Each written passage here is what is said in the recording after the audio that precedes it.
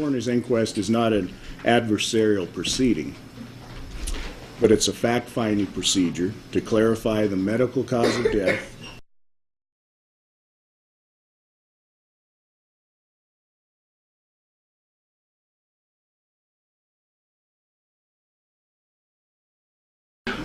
When you heard the screaming, was the screaming in the voice of a female, a male?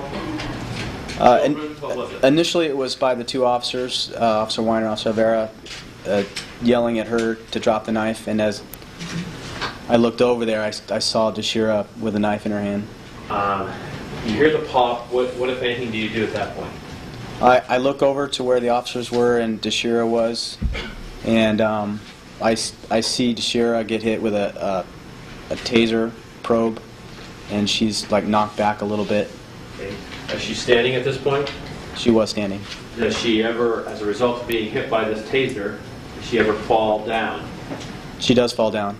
I mean, does she fall down flat on her back, on her side? Is she sitting down, squatting down? She was falling back, and she put her arm out and to stop from falling all the way down, and she didn't fall all the way down.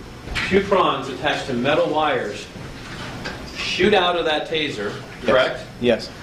And those wires are still attached to the taser gun because that's where the battery, the electricity comes from. Right. And ideally, for it to work, they both have to hit the body, correct? That's correct.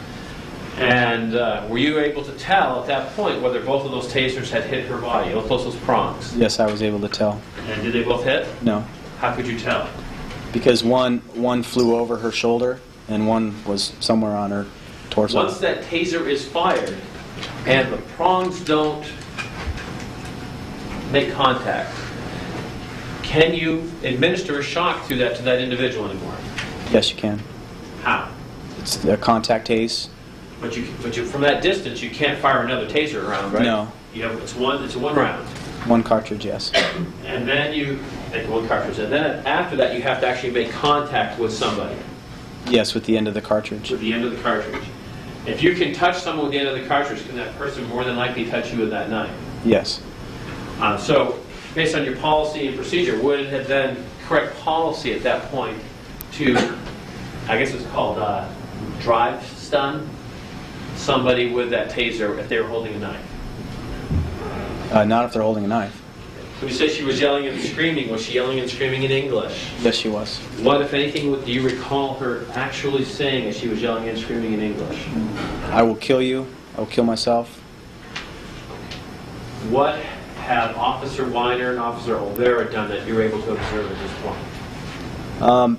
They're still yelling commands at her to drop the knife. Are they armed at this point? Yes.